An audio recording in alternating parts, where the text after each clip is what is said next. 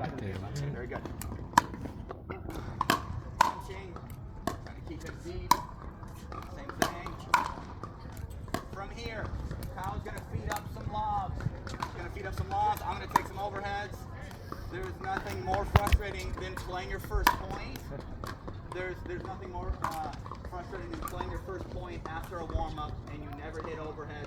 You made 20 dinks in a row, 0-0, you made 20 dinks in a row, and your opponent throws you a lob. But since you didn't take your overhead warm-up, you end up missing your overhead. So make sure that we add that little piece in, okay?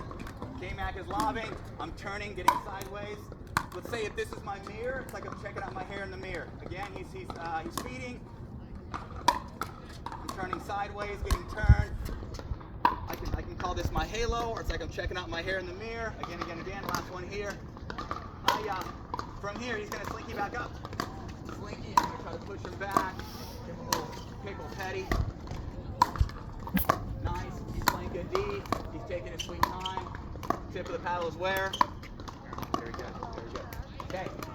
I would slinky back, do the exact same thing. Anytime you slinky, make sure that you find an organization with your upper extremities and you sit your hiney down.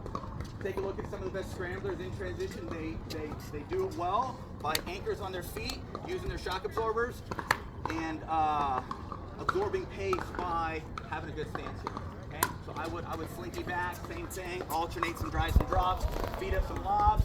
Came up and take some overheads. Now we're both at the baseline. I'm going to be serving 3. He's going to return 3. Serving. He's returning. Very good. He can stay right there. He's going up the line. Okay. Once I've hit my 3 serves, he would hit his 3. Same thing. I'm going to hit 3 returns. So once you've both alternated and done 3 returns and 3 serves, then you're going to play some half-court skinny singles, and this is how it would look. I'm going to hit a return. I'm going to come all the way up. We'll play the point out from here.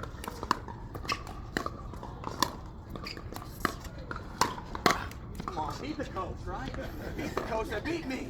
Okay? Dang it. Okay. And as you're getting warmed up here, and let's say this is a tournament warm-up, would you keep track of score? Hell no. No, you would not. Okay, you're just going to alternate serves.